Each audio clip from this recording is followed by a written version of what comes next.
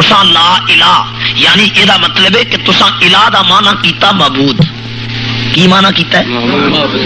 یہ جڑا لا دا معنی ہے نا الہ دا کہ الہ معبود نو کہندے نے ہور کسے نو نہیں کہندے، یہ تصور ہی غلط ہے. یہ گل ذہن چ رکھیا جی.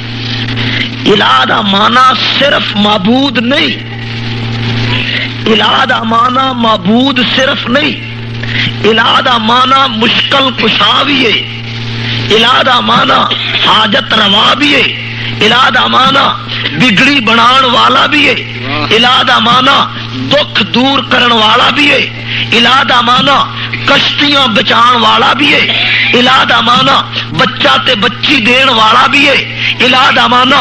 ذرے ذرے تو واقف بھی ہے، الہ دا معنی عالم الغیب بھی ہے، الہ دا معنی حاضر ناظر بھی ہے، الہ دا معنی ہر دکھ نو دور کرن والا بھی ہے، الہ دا معنی ہر جگہ تو سنن والا بھی ہے، الہ دا معنی ہر گل نو جانن والا بھی ہے. الہ دے اس سارے معنی جدو آکھیا لا الہ تے اس لا دی تلوار جدو الہ تے پہ گئی تے اے دا مطلب یہ ہویا کہ لا مشکل کشا، اللہ تو سوا کوئی مشکل کشا نہیں، لا حاجت روا کوئی حاجت روا نہیں، لا بگڑی بنان والا کوئی بگڑی بنان والا نہیں، لا نقصان دین والا کوئی نقصان دین والا نہیں، لا کشتیاں تارن والا کوئی کشتیاں تارن والا نہیں، لا بچہ دین والا کوئی بچہ دین والا نہیں، لا سجدے دے لائق کوئی سجدے دے لائق نہیں، لا معبود کوئی عبادت دے لائق نہیں، لا مدد دین والا کوئی مدد دے لائق نہیں.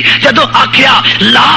کوئی نہیں الا اللہ مگر اللہ یعنی اللہ تو سوا کوئی مشکل کشا نہیں، کوئی حاجت روا نہیں، کوئی بگڑی بنان والا نہیں، کوئی بچے دین والا نہیں، کوئی بچیاں دین والا نہیں، کوئی کشتیاں تارن والا نہیں، کوئی بیڑے تارن والا نہیں، کوئی بچے بچان والا نہیں، کوئی عزت دین والا نہیں، کوئی ذلت دین والا نہیں، کوئی علم غیب رکھن والا نہیں، کوئی ہر جگہ موجود نہیں، کوئی ہر چیز نو سنن والا نہیں الا اللہ مگر اللہ، اللہ تو سوا اور کوئی نہیں. اور جدو یہ گل تو لا الہ الا اللہ چ اقرار کر لی اس تو بعد اگر تو علی نو مشکل کشا آکھے گا اے شرک ہے، نبی نو حاجت روا آکھے گا اے شرک ہے، پیغمبر نو مختار کل کہے گا اے شرک ہے، نبی نو ہر جگہ موجود آکھے گا اے شرک ہے، پیغمبر نو ہر بگڑی بڑھان والا آکھے گا اے شرک ہے. کیوں کہ لا الہ کہہ کے تو اقرار کر چکیا، ایاک نعبد کہہ کے اقرار کر چکیا،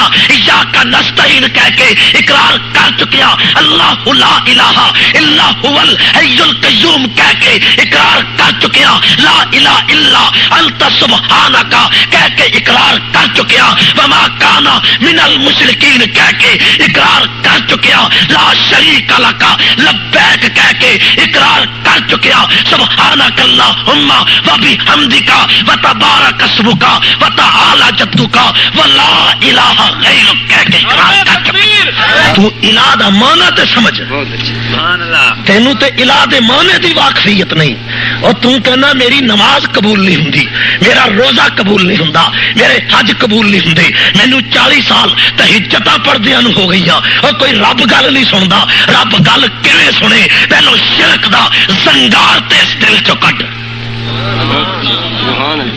یہ جڑی شرک دی پیپ تیرے دماغ چ رچ گئی ہے، یہ جڑی بدعت دے جراثیم تو پا لے نے، ہائے شرک دی اس پیپ نو کڈ کے پیغمبر دی توحید دی کلی پھیر تے بدعت دے جراثیم نو کڈ کے سنت دا پانی لا.